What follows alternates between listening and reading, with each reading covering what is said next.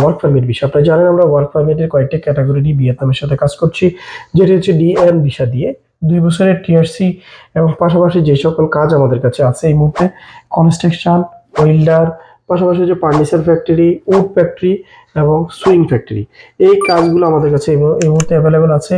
এই সপ্তাহে আমরা লাস্ট যে ফার্স্টটি ভিসা পেয়েছি যেটি হচ্ছে ফার্নিচার ফ্যাক্টরিতে, যেগুলো ম্যান পাওয়ার গিয়েছে।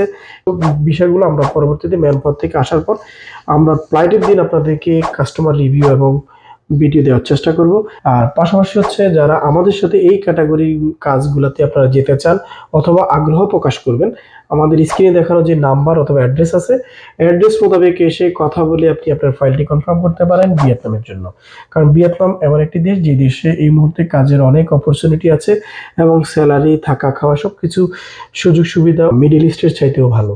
তাই যারা আগ্রহ প্রকাশ করবেন আমাদের অফিসে এসে অ্যাড্রেস মোতাবেক যোগাযোগ করুন। আল্লাহ হাফেজ, আসসালামু আলাইকুম।